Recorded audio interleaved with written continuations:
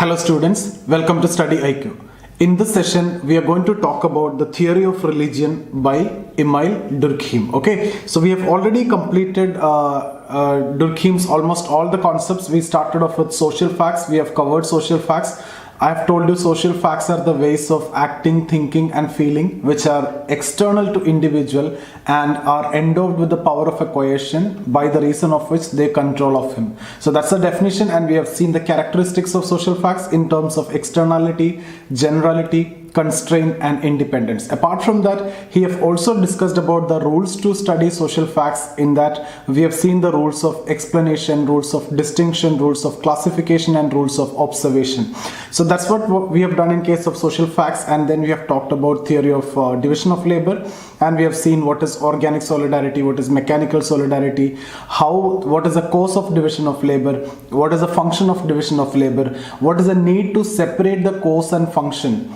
Okay, so cause and function is not necessarily the same. If you interpret cause and function as same, there may be a possibility of illegitimate teleology. So to avoid that illegitimate teleologies, he is always stressing on separation of cause and function, and that's what you can see in all his causal functional explanation. Apart from that, one of the most important pillars of Durkheim's methodology, that is the distinction, the rules of distinction. You can see normal phenomena and abnormal situation. There is a distinction between normal and pathological situation, and we have seen the pathological situations of division of labor in terms of anomy division of labor, forced division of labor and inadequate organization. And we have also seen the solution according to Durkheim for this temporary abnormal or pathological situation. The solution comes from within, like within the mode of production. And if you compare it with Marx is talking about change of entire process of production.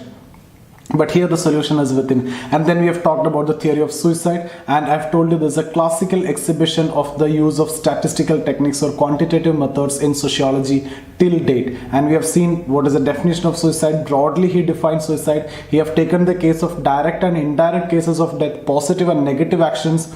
So we have seen 4 different types of suicide: altruistic, egoistic, fatalistic and anomy suicide, and I've told you the reasons. Okay, then we have also talked about pathological situation. That's what we have done so far. Now in this session we are going to talk about the theory of religion. So actually you have a separate chapter on religion. In that the first topic itself is actually theories of religion. So we have already done with Marxian theory of religion. Now we are doing the Durkheim's theory of religion. Similarly, when we talk about Weber, we will be talking about Protestant ethic and spirit of capitalism. So these 3 core thinkers, theories of religion, we have already done. Apart from that, some other theories will be there when it comes to religion, but that's very simple. So what I'm saying is, this is how you need to integrate your syllabus. There is no point in studying separately there and here.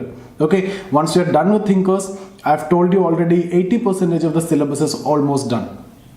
Okay, so here we will be talking about religion, and whenever we talk anything about Emile Durkheim, we discuss that in 4 parts. In fact, Durkheim do that in 4 parts, and exactly the same as what we are also doing. So first he will define the item under the study. Right here it is religion, so he will go for the definition of religion. So we will have to understand that definition, and then he will explain the cause and function. Okay, so in the definition itself, the definition is actually having 2 parts here. One is a compositional aspect, and then there is a functional aspect. In the definition itself you can see the function of religion. We will see that when we discuss about the definition. Then after definition we have to explain the cause of religion. Okay, so I've told you already, Durkheim will go for causal functional explanation. He separate cause and function. So separately we have to establish cause and then function. So then we will have to talk about the function of religion, and finally we will have to talk about normally abnormal form. So here we are not getting into that abnormal form. So this is what we are interested in. So we will go for the definition, we will go for the cause, we will go for the function. Now before we move on to this theory, if you have missed out my previous videos on sociology, you can get in touch with me here. That's my Instagram ID, Zia Safir. Okay, you can join the Telegram channel also. There's my Telegram channel. You have all the videos available over there. Not only Durkheim, Marx, and entire sociology is there. Ethics videos I have done already. Economy videos is there. General studies, history videos is there. Okay, quantitative aptitude. Almost all these subjects videos have been already prepared, and it is there. And that in itself is enough for those particular topics. Okay, so if you need to have any answer writing sessions, if you need to join the answer writing programs or the test series, whether it is general studies or sociology with me, I myself will evaluate the paper and we will have a personal discussion, one-to-one discussion also. So you can get in touch with me. I give you my contact number either through this, there's my Facebook ID, there's my Instagram ID and Telegram. So or you can get in touch with me here, 9790 892 697. That's my number, or you can call me or WhatsApp 98955 775. So these two are my numbers. You can get in touch with me directly over here. Okay, and I will only be you know, we have the regular classes, online classes, live classes are available. Online class anyway you are getting from YouTube StudyIQ itself. Apart from that, in StudyIQ also the online classes are available. So it's up to you. You can choose all these classes and I promise you, you'll get the better classes for sociology. Okay, so you can see here, we will go for definition now. So in the definition, first you need to understand there are two parts in this definition. So I'll give you the definition first and then let's discuss about the definition. So the definition is like this: religion is a unified system of beliefs and practices related to sacred things. That is to say, things set apart and forbidden. So what is religion? Religion is a unified system of beliefs and practices. So religion is basically beliefs and practices related to what? Related to sacred things. What do you mean by sacred? That is to say, things set apart and forbidden. So what is sacred? Those things which are set apart and forbidden. You maintain a sense of distance. You consider that as fetish. We have discussed what is fetish when we discussed about alienation in Marx. Okay, and you consider these as supernatural force. These are in fact supernatural force. So religion is a unified system of beliefs and practices related to sacred things. That is to say, things set apart and forbidden. Okay, so let me write that. Yeah, it is there. Religion is a unified system of beliefs and practices related to sacred things. That is to say, things set apart and forbidden. Beliefs and practices unite them into a single moral community called a church, all those who adhere to them. That is the second part. So the first part, religion. What is religion? Religion is a unified system of beliefs and practices. So we need to tell what you mean by beliefs and practices. Related to what? Related to sacred. Sacred means what? That is to say, things set apart and forbidden. Those things which are kept apart from individual, which are forbidden, which are having some supernatural force. Okay, so kept apart and forbidden, or a supernatural force. Okay, and this beliefs and practices, unite them into a single moral community called a church. So here basically church signifies religion. So you will be united under a single religion, all those who adhere to them. So in the second part, in the first part, he's talking about, it's a compositional aspect. He's talking about the composition of religion. It comprises of beliefs, practices related to sacred things, etc. Second part, beliefs and practices, those who are following the same beliefs and practices will be united under a single moral community, a church. Church signifies religion here. So if you follow the same beliefs and practices, you will be under a particular religion. So you will be united. So what is the function? Function is unification of those people, integration of those people. Okay, so in the modern society where people are so much heterogeneous, but still religion is actually integrating people in terms of same set of beliefs and practices. I'll talk about the criticisms and everything of this theory, but let's try to understand what Durkheim actually says here. So religion is a set of unified system of beliefs and practices related to sacred things. That is to say, things set apart and forbidden, and thus beliefs and practices unite them into a single moral community called a church, all those who adhere to them. So if you follow that, you will be together. So that's about the definition. Now we need to explain this question, sacred and profane. There can be a question, sacred and profane. Profane is not coming in the definition, but since sacred is there, together it will be asked. Okay, so sacred, I've already told you, it is there in the definition. So if the question is asked like this, you can see in the previous year papers, a lot of questions, a lot of time this was repeated in the short answer, sacred and profane. So you understood what is sacred. So first what you need to do, this concept is given by Durkheim in his theory of religion, and you write the definition. Religion is is a unified system of beliefs and practices related to sacred things, that is to say things set apart and forbidden. The second part is not necessary here, okay? So after writing this, you can explain what is sacred. Sacred are those things which kept apart and which is considered forbidden and which is having supernatural force, etc. And people define sacred on the basis of beliefs and practices. Beliefs means the ideas that we carry in our mind related to the sacred. That means God. So we all carry certain ideas, myths, beliefs, etc. related to God. That's what, the beliefs, okay? And practices means the rites, rituals, etc. that we do. So beliefs are the ideas or the myths that we carry. Practices are the rites, rituals, etc. And that can be two types: positive rites, negative rites. Positive rite means, for example, worshipping. When you do that, the distance between God and you actually comes down, right? You can directly interact with the God. You can talk to the God. You can tell all the problems, right? When you are worshipping. So the distance between God and you actually reducing, the sacred and you actually reducing. That is a positive rite. Negative rites reinforce the distance between you and God. So it's like fasting, sacrifices. All these are examples of negative worship. So that's about sacred. Sacred, we have talked about belief, we have talked about practices, we have talked about negative rites, positive rites, etc. Profane are everything apart from supernatural. For example, when you go for the temple, the idol that you see in the temple, that is what? Sacred. When you see a tap or the pipe which you use to wash your hands or legs, etc., that is profane. Both are mutually exclusive. Both cannot be, together. Okay, one cannot be, or one person, or one can, both are mutually exclusive. One have to relinquish one to enter into the other world. Both worlds are mutually exclusive. Okay, so I hope you understood sacred and profane. It is directly from the definition, and I hope you got the content to write your short answer with this. So that's about the definitional aspect of religion.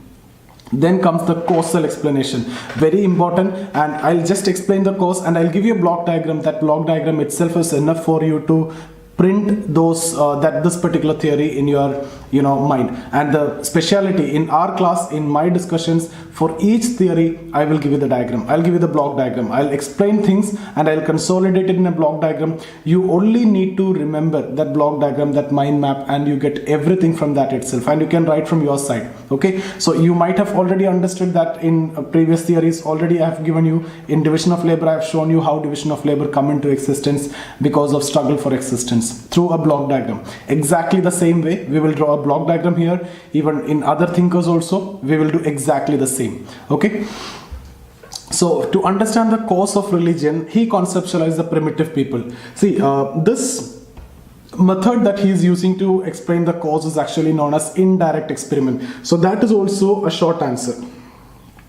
Indirect experiment. So this can also be asked. This question can be asked from chapter 3 research methods. So this is one of the method, indirect experiment. Sometimes it is also known as single case experiment. So you don't want to be confused, and I would not say that you need to prepare this separately in third chapter, because when you are having a classical exhibition of the use of indirect experiment, you just need to reproduce the same theory over there. What Durkheim did, exactly the same thing you can write in your answer. There is no point in preparing, and you have enough criticism I'm going to give you also, and you will be in a position to criticize after understanding the theory. So there is no point in studying these topics separately. That's why I've told you, if you have a complete understanding about thinkers, you have done with 80% of your paper 1.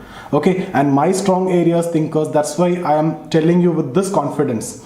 So what I'm doing is I'm exactly passing it on to you. Whatever I know, I'm explaining to you in the best possible way, and you won't find this level or this kind of explanation of thinkers anywhere with any teachers. Okay, so it's not arrogance, it is my confidence, and that's what exactly I'm passing on to you. Okay, so indirect experiment, if you see, it is also known as single case experiment. See, this idea is all about, if you start studying the modern religion is very complex, very heterogeneous, and it is very difficult to study at this point of time. For example, if you study Christianity when it was, and at this point of time Christianity have changed too much. Same is the case with Hinduism, same is the case with Islam. When it was emerged, Islam in that period of time and Islam now is entirely different, right? So it is very difficult to study the modern religion. So instead of studying, let's say, modern religion, you can study a small religion, very traditional religion, a very small religion, and if you can establish the cause of that small religion, same will be the case of these modern complex religion when that came into existence. For example, if you can establish the cause of a traditional primitive tribal religion now, exactly the same will be the cause for Christianity or Islam, etc., when that religion came into existence. So to explain the cause, you don't want to study the complex religion. You study the simpler forms of the religion and establish the cause. So indirectly you're studying, right? Indirectly you're establishing the cause. That's why it is known as indirect experiment. So I hope you understood what the logic he is using here. He is not studying directly, he is studying indirectly. He is studying some primitive, some small, simpler forms of religion and establishing the cause of that religion, and he claimed that same will be the cause in case of the modern complex religion when that came into existence at that point of time. 2000 years back when Christianity came into existence, this would have been the same cause. But you can obviously criticize it was entirely different and it would be entirely different, etc. That is a different question. We'll come to that later. When it comes to criticism, I'll teach you how to criticize like the way no one else will criticize. And when we need to write about Durkheim, we will write what exactly he told. Okay, so what he's going to do is now, he's going to take Australian Aborigines or the Arunta tribes of the Pacific Ocean region. So he took this Arunta tribes, and they follow a religion which is the Totemic religion. It's kind of idol worship. Okay, so Totemic means anything can be totem. It can be a rock, it can be a piece of tree, it can be anything. Totemic religion, and they worship the totem. So Durkheim said, or Durkheim understood like this: if you can establish the cause of the totem, same will be the cause of the modern religion also. So he took up the study, and he got this information of Arunta tribes from referring to various ethnographies. Now here he is referring to ethnographies, and he collected data about these people. So he never went there and he never collected data directly. So there is a criticism. So firstly, he is claimed to be an inductivist, he claimed to be a positivist, he claimed to be a use of quantitative method, objectivity, and all these things is what is claimed, scientific approach, etc. But he himself never went there and did not collected data. So what is the authenticity of this data? Secondly, he referred to ethnographies. That is basically a secondary source, and that is not actually possible in case of scientific discipline, right? You have to directly measure and you have to directly quantify things, but here you are not doing that. So your claim of being a positivist is actually questioned over there. Thirdly, the criticism is that now you can logically think the theory is already in his mind even before he take up the analysis. That's why he referred to this particular ethnographies and he take this particular tribe. So he wanted to tell something to suit his convenience. He took this particular thing. So his claim of being inductivist is also broken here. It is more like a deductive approach. So I hope you understood. See, if you are a beginner in sociology, when I am saying all these things, it might be slightly difficult, but if you have attended some classes already and if you are an expert, then it will actually going to help you. Then you will be in a position to appreciate what I'm saying. Only then you will be in a position to appreciate, because your other teachers will never tell all these things and they will never be able to connect also all these ways. Okay, so I would say if you're a beginner, you might face some difficulty and you may think that those people who explain simply by missing all these things would be doing better. But if you have attended some classes, if you have already taken mains, they will understand the value of this discussion, because I'm giving you a lot of other contents also which I'm connecting with a lot of other things. Okay, so I hope you can appreciate that. So here here itself you can criticize. You don't want, and what I'm saying is, my point is, you don't want any other thinkers,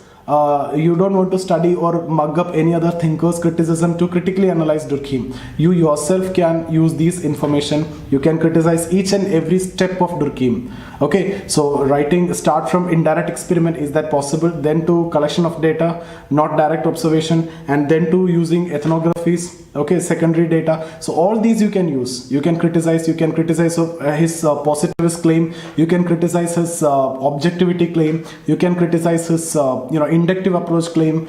All these aspects can be criticized very easily. Okay, so if you have some knowledge, it will be better, and you already have some knowledge if you are just following my classes itself. We have already discussed these things in positivism, non-positivism, etc.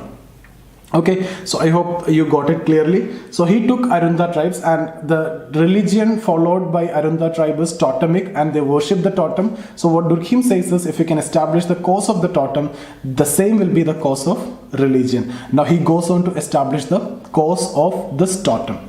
Okay. Now, to establish the cause of the totem, he took the conception of primitive society again. He said primitive people were wanderers. They roam around in search of food and various other things in the forest, in the jungle. Okay, so the primitive people were wanderers. They just move around.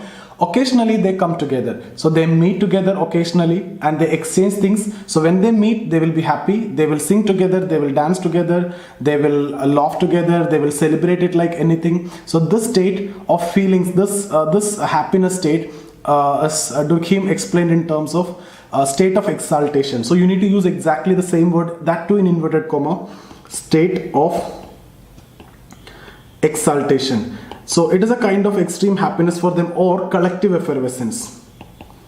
Collective effervescence. Okay, so when they meet, they celebrate that, so they will feel so happy. That state is actually explained in terms of collective effervescence or state of exaltation. But this feeling is short, right? Because they are going to separate. So they will separate soon, and when they separate, this feeling will disappear. So there is no happiness. So the primitive people have no logical ideas or no other knowledge, so they explain this happiness that they experienced during the meeting in terms of some supernatural force. So they will explain that in terms of some supernatural force, and they think that because of the presence of some supernatural force at that place, they experience that happiness, because they don't have any other logic to explain that feeling. Okay, and they want to re-experience the feeling. There is a strong desire to re-experience the same feeling. So what I'm saying is, they explained or they understood the happiness that they experienced in terms of a supernatural force present over there, and to signify the supernatural force over there, they create a totem. They create some idol kind of thing. Okay, so the totem that they are going to create is signifying the supernatural force or mana. So they create a totem. So why this totem is created? To explain that supernatural force present during the time when they meet, and which provided happiness or the state of exaltation or the collective effervescence. And they want to re-experience the feeling. What they will do, they will come to the same place. So they will come to worship the totem. So again people will meet over there. Again there will be happiness. So according to Durkheim, this is actually the cause of religion. So effectively what Durkheim says is, you are not worshipping the totem. In fact, in the name of worshipping the totem, you love that togetherness and you love that collectivity. You need to re-experience that collectivity. You need to re-experience that happy feeling. That's why you are coming in the name of God, in the name of totem, and to worship totem. Now you can take the contemporary example. You go into masjid, you go into church, etc. You can pray in God. In church also, you are not seeing the God. Okay, in home also you can do the same, but why are you going there? To show your cars, to show your dress, okay, and to talk to people, to interact with people, to feel that happiness of togetherness. So you are actually not worshipping the God, you are actually worshipping the society or the togetherness. This is what, according to Durkheim, the cause of religion. So religion obviously came with the autonomous development of society, and religion is a social fact, but according to Durkheim, this is actually the cause of religion. It is not the God who is worshipped, it is actually the society or the togetherness is what worshipped. And people, why festivals and all? Festivals are not for God, festivals are for our celebration. We created the festivals for our celebration, to meet people. Okay, people from abroad will come, and all this joyness, all this togetherness, etc. you can experience during the time of festivals. In all major festivals, all the relatives will come, all the relatives will join together. So why religion and festivals and all those things? It is basically for that happiness. It is basically for that togetherness. It is for that state of exaltation. Then primitive men to the modern men, there is no difference according to Durkheim. I hope this is clear.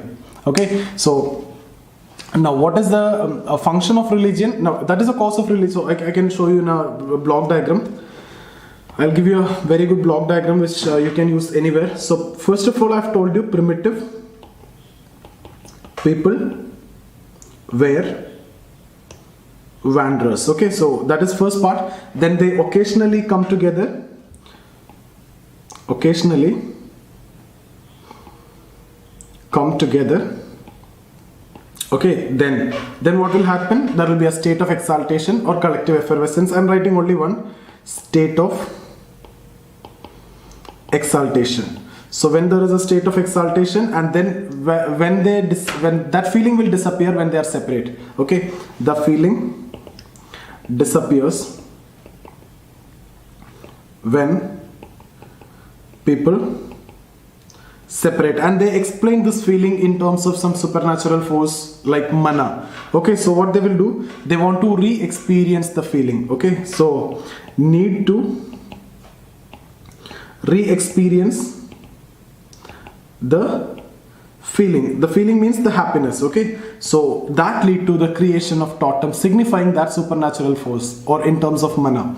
So that lead to creation of totem, and that is actually the cause of religion. Very simple, and this is enough for you to write a very beautiful answer. And apart from cause, what is a function? When you talk about function of religion is in modern society, when people are so heterogeneous, complex and busy life, okay, the religion binds the individual together. Those who are following the same beliefs and practices, they are together. Okay, so for example, this religion, Hindu religion, those who are following this beliefs, etc., they are together. But it is functional only if there is only one religion. Okay, but is that the case now? No. So you can use which thinker to criticize here? First of all, you can use Marx. Anything related to Durkheim, you can use Marx. Anywhere, division of labor, anomy, everywhere you can use Marx to criticize. Here also, for Durkheim, religion is functional. Marx identified the dysfunctional aspect of religion. According to Marx, religion is the hurt of hurtless world, soul of soulless condition, and the opium of masses. So all these things you have to write like this, okay? And when we write the test series, I'll explain all those things. Or when I take up the test and I'll explain, again in YouTube, I'll explain each and every test that is conducted. I think after Durkheim, I'll be going with paper 2, and then I will few topics of paper 2 I will do, and then we will start up with the question papers. So I'll explain how you will write and what all things you will write, how to analyze, how to discuss, how to critically analyze, how to comment. All those things will be covered in the discussions of the question papers. So Marx, you can say he's highlighting the exploitative aspect of the religion. Secondly, the other logical thinker you can use is actually Merton. Merton highlight that the multiplicity of religion create conflict. Okay, so if it is one religion, it is fine, you are together, but multiple religions like Islam and Hinduism is there, you know what is actually the situation. It is integrating among religion, all the Muslims are together, all the Christians are together, all the Hindus are together, but between them there is a conflict. So multiplicity of religion actually creating problems in society, and is manifested in terms of religious rights, etc. Okay, so I hope you understood what I mean to say. So simply you can use these two thinkers and you can write beautiful criticisms, and you can critically analyze this theory. So function of religion is basically integrating people into the single moral community. Okay,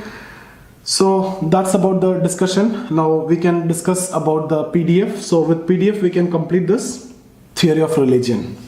Durkheim's theory of religion explores yet another way to study a phenomena which is abstract but of profound importance of society. See, till Durkheim take up this analysis, religion is considered as something which is philosophical or intellectual, etc. Right? See, there are intellectual and philosophical explanations, but it became sociological now. It connects people, and same we have seen in case of division of labor also. Something which was connected with production, productivity, profitability, purely economic, became sociological, division of labor. Suicide, something which is purely psychological, became sociological.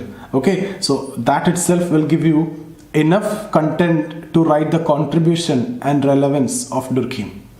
Okay, so rejecting earlier intellectual and psychological theories of religion, Durkheim proposes a distinct sociological explanation. He considers religion as a social fact, a phenomena which exists apart from individual.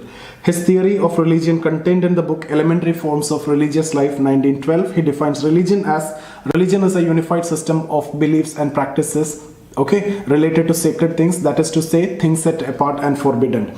Beliefs and practices unite them into a single moral community called church. Church means religion, and all those who adhere to them. So all those people who follow will be united under a single moral community, that is a religion. Thus his conception of religion is based on two parts: the compositional aspect, that is the first part is the composition, beliefs, practices, sacred, etc. Second, the functional aspect, that they are united, right? This is the functional aspect, unification, integration of people. So in the first part, religion is a unified system of beliefs related to sacred things. Sacred things are those things which are set apart and considered forbidden by the individual. Sacred things are all things connected to supernatural and are considered fetishes by people. I've already explained the meaning of this when it comes to Marx theory of alienation. People maintain a sense of distance with the sacred things, right? Durkheim also discusses the importance of beliefs and practices in the construction of sacred. Beliefs means what? Myths, the ideas, etc. Beliefs are the system of ideas which explain the sacred. These are in the form of myths or some spiritual ideas. Practices are the rites or rituals which explain the way an individual behave with sacred, how we interact with sacred. That's what practice is. These are in the nature of system of rites which must be observed while interacting with the sacred. There are two types of such rites: positive rites, negative rites. Positive rites will reduce the distance, for example worshipping. Negative rites increase the distance, for example sacrifices and fasting. Okay, so fasting and sacrifices, here it is worship. The conception of sacred forms Durkheim's concept of society, Durkheim's view about society. So Durkheim's view about society can also be asked, and it can be asked as comparison also. If you remember when we discussed about Marxian concept of society is based on, ROP, FOP. This forms the core, that is economic infrastructure. Apart from superstructure also there. So this is superstructure which involves religion, family, education, all these. So that is Marxian understanding of society. When it comes to Durkheim, society comprises of sacred and profane, two different worlds. Okay, so according to him, society is divided into two parts or two worlds, that is sacred and profane. Sacred are things related to supernatural. Profane include everything apart from sacred. These two worlds are mutually exclusive. A person or an object cannot be a member of both at the same time.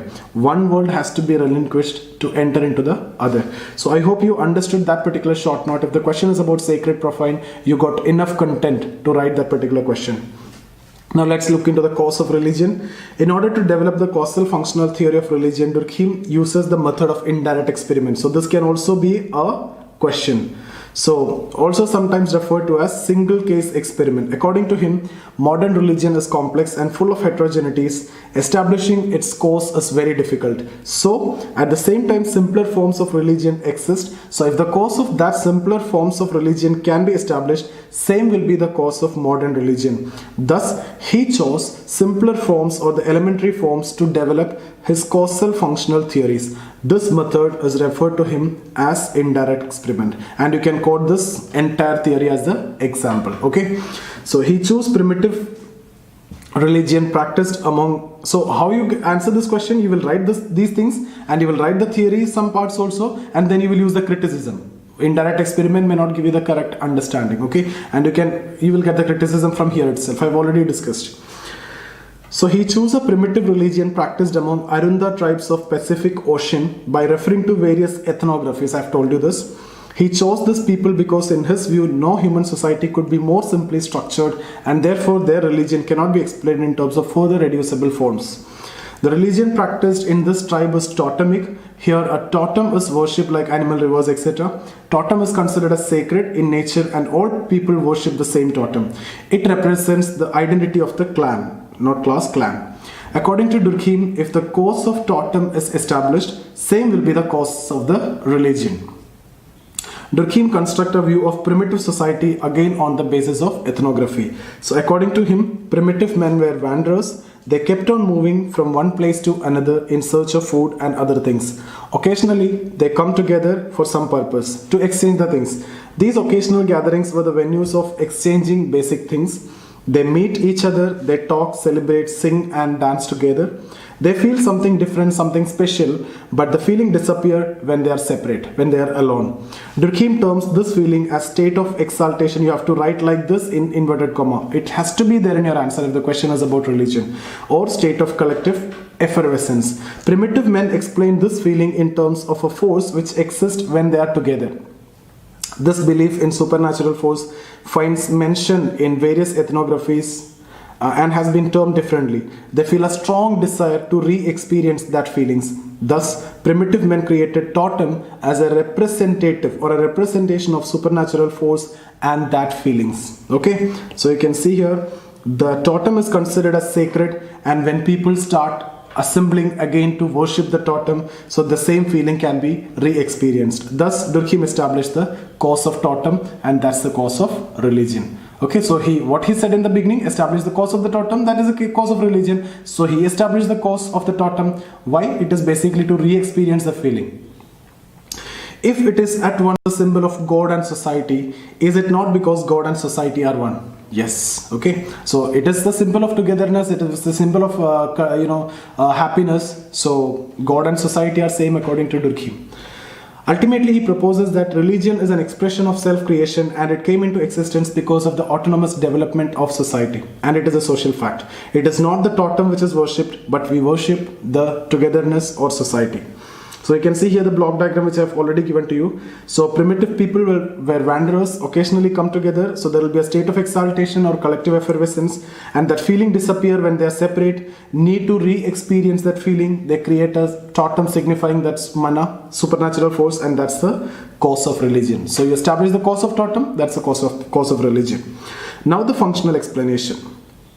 In the second part of the definition, Durkheim highlight the integrative role of religion. The beliefs and practices related to sacred binds people into a single community. People follow the similar moral code and thus live together as collectivity. In the societies having mechanical solidarity, that means in the old society, religion represent collective conscience and integration all in terms of similarity. Everybody was similar. Right? So integration was in terms of similarity. In the modern society, which is based on organic solidarity, although the control of collective conscience is reduced, but still religion integrate people as the heterogeneous population tend to live together if following the same religion. So I've told you already Merton and Marx criticism. You can write there. Marx says religion is an exploitative device, not functional. It is created by the capitalist to opiating the masses. So religion is actually created by the capitalist, and religion preaches that if you suffer maximum in this world, you will get heaven in the next world. So the workers are ready to work and get exploited because of religion. Okay, religion is a hurt of hurtless world, soul of soulless condition, and an opium of masses, which is created by capitalists to support their system. Merton says multiplicity of religion create conflict, and that is manifested in terms of various religious riots. Thus, in contemporary society, where the societies are multi-religious, religion tend to integrate people within various communities, thereby stabilizing the society. So this point you can raise as a criticism by using Merton.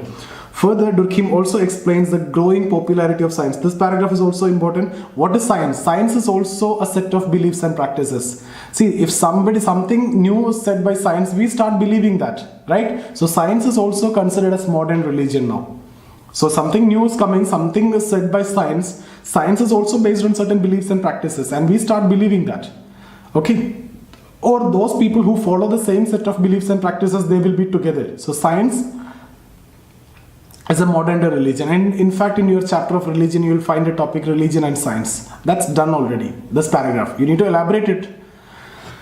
Okay, so he considers science as a set of beliefs and practices. Again, religion also a set of beliefs and practices, unified system of belief and practices related to sacred things, right? So here science, when we talk about, if you talk about physics, Newton's law, all these are beliefs and practices. People pursuing science tend to associate with each other in terms of their beliefs and practices, thus generating a new state of collectivities. Among them, there will be a collectivity. In this respect, he even states that science is a modern day religion. Okay.